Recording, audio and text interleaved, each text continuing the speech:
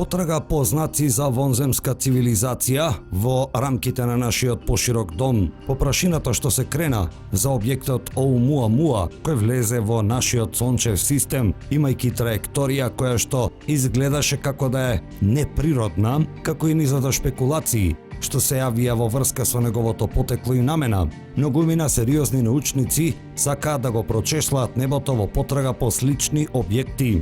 Ваквите вести доаѓаат и по неодамна објавениот извештај за неидентификуваните летечки објекти, кој во јавна форма беше на 9 страници, но во многу поголема класифицирана форма му беше доставен до Конгресот на крајот на минатиот месец. Од 2017 година Оумуамуа помина крај Сонцето и Земјата, следејќи траекторија која укажуваше дека потекнува некаде од меѓузвездениот простор. Повеќето научници сметаат дека се работи за необично обликувана комета или астероид, но имаше и такви кои изјавија дека можеби се работи за посета од некоја вонземска цивилизација. Астрофизичарот Ави Лоуб од Универзитетот Харвард излезе со тврдење дека Оумуамуа е веројатно вештачка градба, светлинско едро антена, можеби и вселенски брод, што потекнува од некоја вонземска цивилизација.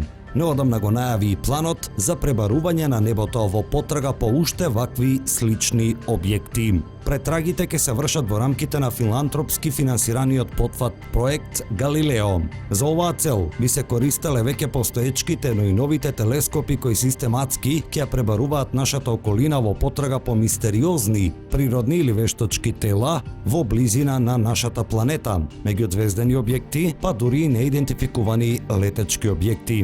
Како што вели Лоуб, по објавувањето на неговата книга за Оумуамуа, повеќе лица го контактирале за да понудат парична поддршка за вакво истражување. Четворица од нив донирале 1,75 милиони американски долари, што било доволно за стартување на проектот Галилео. Лоуб составил истражувачки тим, во кој вклучил неколку познати астрономи и истражувачи од други полиња, но сепак признава дека не секој кому му се обратил бил отворен за соработка.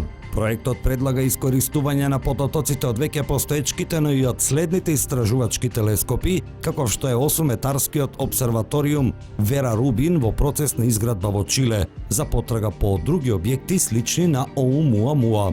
Раната детекција на ваквите објекти би им овозможила на истражувачите поголема временска рамка за нивно проучување, наместо само 2 месеци колку што беше тоа возможно да се направи со Оумуамуа. Лоуб се надева и на покренување на вселенска мисија која одблиску би ги проучувала овие објекти. Проектот Галилео најде на поддршка кај некои истражувачи вклучени во проектот Сети, додека други се уште размислуваат како и што проектот Галилео би придонел за тековните потраги по меѓузвездени објекти. Во таа насока се забелешките дека постоечките мрежи за нотификација веќе ги чешлаат податоците од телескопите секој ден во потрага по некој меѓузвезден објект на поминување, а Европската вселенска агенција веќе работи на мисија за пресретнување на комети која ќе биде лансирана во земјината орбита во 28-ма, каде ќе чека до идентификување на соодветната цел за истражување и упатување кон неа. Проектот Галилео ќе пребарува неидентификувани летечки објекти, за кои што во неодамна објавениот извештај од проучени 144 случаи, војската не можела да објасни дури 143. Според Лоуб, еден ваков неодреден извештај е знак дека може би има нешто повеќе за истражување во овој домен. Па проектот Галилео ќе има за цел и обезбедување на висококвалитетни слики и фотографии на НЛО, со цел да го демистифицира нивното вистинско потекло. Според Лоуб, набавката на 1-метарски телескоп опремен со современ сензор, кој би можел да гледа мали објекти на голема оддалеченост, би чинела помалку од 500.000 американски долари. Ако идното финансирање на проектот Галилео тоа го дозволи, Лоуб би поставил десетици вакви телескопи на стратешки локации ширум светот во потрага по неидентификувани воздушни феномени, како што сега ги нарекува војската неидентификуваните летечки објекти. Третиот дел од проектот би се бавел со потрага по вонземски сателити во орбитата на Земјата, при што би се користела вештачка интелигенција за обработка на податоците од постоечките телескопи. Повторно, некои истражувачи укажуваат дека владените агенции, особено оние од областа на военото разузнавање, веќе поседуваат софистицирани системи за наблюдување и следење на се што може да се најде во орбитата, а е поголемо од 10 сантиметри. Како одговор на сите противења, Лоуб изрази мислење дека неговите колеги се тесногледи и исполнети со предрасуди во поглед на потрагата по вонземски реликвии и сигнали, познати како технозаписи или технопотписи. Тој не се откажува и знае дека за прифаќање на неговиот проект е потребно да се размислува во неконвенционална насока, се уште дури и во 2021 година. Со илјадници години, човештвото гледаше кон звездите и се прашуваше дали сме сами. Еден од најраните запишани примери во опишаната литература за истражување на вонземски живот беше напишан уште во 200 година. Луцијан од Самосата, писател на сатира во источна Турција, напишал фиктивна приказна за патување до месечината и откривањето на живот кој цвета на лунарното тело. Ави Лоуб, научник кој живее повеќе од 1800 години од како е напишана таа приказна, има за цел да го претвори она што ние го нарекуваме научна фантастика во научен факт. Професорот Ави Лоуб е автор на скоро 700 истражувачки написи и 5 книги. Истражува некои од најневеројатните прашања во животот, кои многу научници се плашат да ги допрат, што докажува и со неодамна објавениот потфат проектот Галилео. Според соопштението за печатот, целта на Галилео проектот е да ја спроведе потрагата по вонземски технолошки знаци во тек на транспарентно, потврдено и систематско научно истражување. На овој начин, Џон Гринвалд, основачот на вебсајтот Black Vault на YouTube каналот со истото име, го најави својот гостин Ави Лоуб на скоро едночасовно интервју во кое Лоуб зборува за најновиот проект Галилео. Кој е Ави Лоуб? I'm currently an astrophysicist, but curious about the most fundamental questions we have, and one of them is, are we the smartest kid on the block?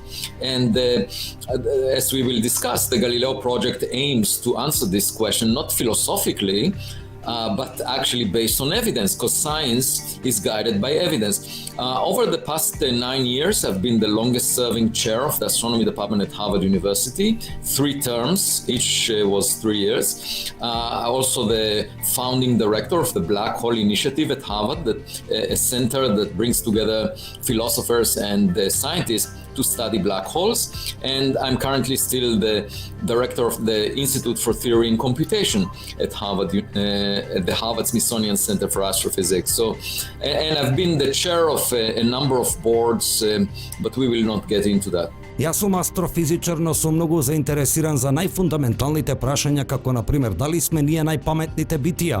Галилео проектот има цел да го одговори ова прашање не филозофски, туку со докази, затоа што науката е водена од докази. Во последните 9 години јас бев најдолгиот претседател на одделот за астрономија на Универзитетот Харвард. Тоа се 3 мандати по 3 години. Исто така сум основачки директор на иницијативата Црна дупка на Харвард Универзитетот, што е центар кој соединува филозофи и научници кои ги проучуваат црните дупки. И во моментов се уште сум директор на Институтот за теорија и компјутери во Харвард Смитсонијан центарот за астрофизика. Сум бил и претседател на повеќе одбори исто така. Вели Ави Лоуб за самиот себе си. А која е идејата позади проектот Галилео? We should allow ourselves to learn something new, rather than always assuming that what we see in the sky is something we have expected from before. And that's the way science is done. We learn new things by paying attention to evidence. And, you know, fundamentally, it's a lesson that I've learned from practicing astronomy over decades, that we should be modest, that sometimes nature is more imaginative than we are. And if you ask me about this particular question, whether we are alone or whether there is a smarter kid on the block, we know now that roughly half, plus or minus a quarter, of all the sun-like stars have a planet the size of the Earth, roughly the same separation. And if you repeat the same circumstances, you might as well get similar outcomes. That to me sounds like common sense. I don't think it's a speculation to say things like us may have already existed out there.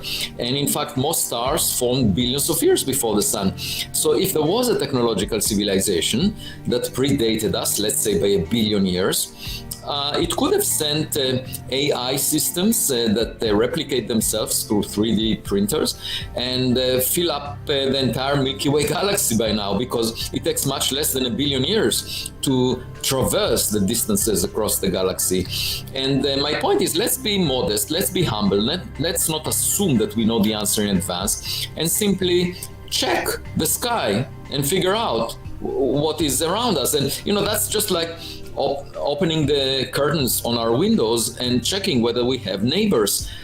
If you argue, no, we don't have neighbors, and we are the smartest in the universe, it doesn't get rid of the neighbors. They might still be out there. Треба да си дозволиме себе си да научиме нешто ново, не секогаш да претпоставуваме дека она што го гледаме на небото е нешто што очекуваме да го видиме. Науката е процес со кој учиме со пронаоѓање докази. Фундаментално, лекцијата што ја научив со практикување астрономија со децении е дека треба да бидеме благодарни што некогаш природата е поимагинативна отколку што сме ние. Ако ме прашате дали сме сами и дали ние сме најпаметните, ние сега веќе знаеме дека околу половина од сите ѕвезди како нашето Сонце имаат планета со големина на ѕвездата од прилика на иста оддалеченост, и ако ги повторите истите околности, можете да дојдете до слични резултати. Тоа мене ми звучи како разумно. Не мислам дека е шпекулирање да се каже дека нешта како нас можеби веќе постојат таму некаде. Повеќето ѕвезди се оформени милиарди години пред да се оформи нашето Сонце, така да ако имаше технолошка цивилизација која што е милиарда години пред нас, например, таа ќе можела да испрати системи со вештачка интелигенција, што би се реплицирале со 3D принтери и досега би биле насекаде низ нашата галаксија, затоа што треба многу помалку од милиарда години за да патувате низ целата галаксија. Мојата поента е да бидеме скромни и да не го претпоставуваме одговорот однапред, едноставно да го пребараме небото и да дознаеме што има околу нас. Тоа е исто како да ја откриеме завесата на нашиот прозорец дома и да дознаеме дали имаме комшии. Ако пред време велите дека таму нема ништо и дека ние сме најпаметните во универзумот, тоа не го менува фактот дека тие се таму некаде. Вели Ави Лоуб, кој продолжува натаму со објаснување на главната поента на проектот Галилео во интервјуто дадено за The Black Vault на Џон Гринвалд. Intelligence, in my mind, is cooperation and sharing of evidence-based knowledge, and that's what science advocates. And to assume that we are really unique and special, I think, is arrogance. So my point is, I don't think it is speculative at all to search for things like us, or maybe even more advanced than us, because I don't think that we are very advanced at this point.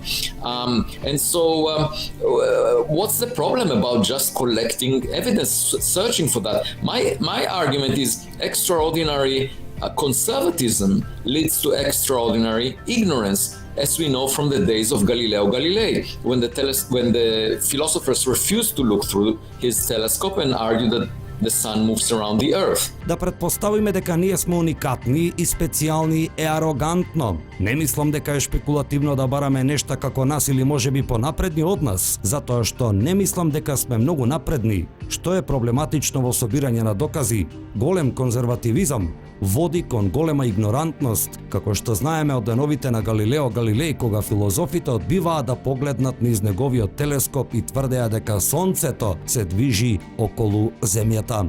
Вели Ави Лоуб, кој го започна овој уникатен проект Галилео. Целосното интервју го имате на веб-сајтот на Џон Гринвалд, The Black Vault, но и на неговиот YouTube канал со истото име. А повеќе информации, како и самата пресконференција за почетокот на проектот Галилео, имате на YouTube, само треба да пребарате The Galileo Project Public Announcement. Тоа видео е поставено на официјалниот YouTube канал на проектот Галилео, насловен The Galileo Project.